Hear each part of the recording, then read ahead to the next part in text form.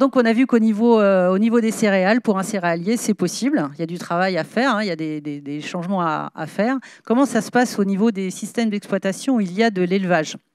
Donc, Olivier Fradet, vous allez témoigner pour ce qui vous concerne. Vous êtes éleveur dans l'Indre.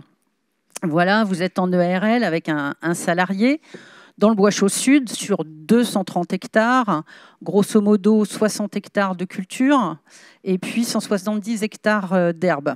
140 vaches mères et ce sont des limousines. Vous êtes rentré dans ce groupe défi. Quand on rentre, on est comment? On est sur ses gardes, on est rassuré, on se sent tout nouveau, tout le monde est nouveau. Quel premier sentiment on a? C'est plutôt l'inverse. C'est-à-dire? On ne sait pas où on va. Et comment expliquer ma voisine, nous, on a toujours eu l'habitude qu'on nous propose des solutions toutes faites. Donc au début, on attendait qu'on nous propose des solutions toutes faites. Ah. Et puis finalement, on s'est vite rendu compte que ça venait de nous, quoi. Ça devait venir de nous, de ce qu'on voulait faire, de ce qu'on voulait expérimenter.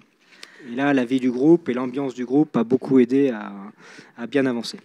Donc, il n'y a pas de remède miracle, donc voilà, mais ça vient de vous. Alors, ça veut dire que vous commencé par quoi? Qu'est-ce qui a changé? Qu'est-ce que vous avez décidé vous-même de changer? Avec l'analyse du groupe, on a vite compris que je devais changer ma rotation. Alors, votre rotation, c'était? Ma rotation, c'était 3 céréales de suite, blé, triticale, métail, un maïs, qui est aussi une céréale, et on renchaînait avec 3 céréales. Bon, et donc vous vous dites, je vais arrêter ça. On a basculé, oui, on remplaçait le maïs par des prairies temporaires multi-espèces avec beaucoup de légumineuses. 3 ans, après 2 céréales. Donc blé, j'ai intégré l'épeautre, une variété beaucoup plus rustique et très bonne pour mes vaches. En limitant les céréales et en introduisant les prairies, ça vous a permis de réduire fortement. Vous avez vu l'effet tout de suite des prairies, enfin tout de suite. Vous les avez laissées 2-3 ans 3 ans. 3 ans, les prairies. Vous avez vraiment mesuré un impact sur la propreté des parcelles? Pas tout à fait, on va mesurer les propos, parce que l'intérêt de la prairie 3 ans, c'est que ça casse le cycle du vulpin et des raies gras résistants, parce qu'ils n'aiment pas être pâturés. Mais par contre, quand on a le stock, comme disait mon collègue, on l'a pour 25 ou 30 ans. Donc stock de graines d'adventice, de graines d'adventice. Ouais. On ne va pas le faire disparaître en 5 ans. D'accord. Donc vous avez introduit les prairies, introduit l'épeautre. Ça veut dire que vous avez aussi amélioré l'autonomie alimentaire. Oui, de façon au niveau quantité, au niveau qualité et au niveau sécurité, au niveau de la ration de mes vaches. Alors c'est du 3 en 1 là. On essaye de baisser les pesticides, on a plus de stock, donc plus de sécurité et on est plus autonome. Et on économise du temps de travail. Et on économise du temps de travail. Combien?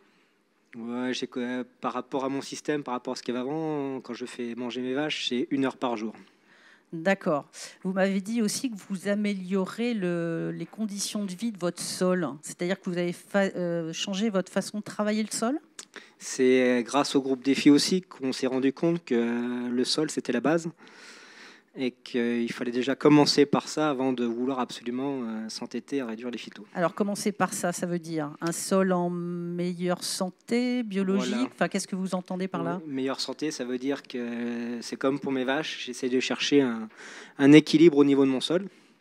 Ça veut dire éviter de trop le travailler pour éviter de le bouleverser, éviter d'y apporter par exemple des fongicides qui tuent des champignons. Les champignons, c'est la base de la vie du sol. J'évite d'apporter des insecticides, des mollucides pour éviter de créer un déséquilibre au niveau de la faune du sol.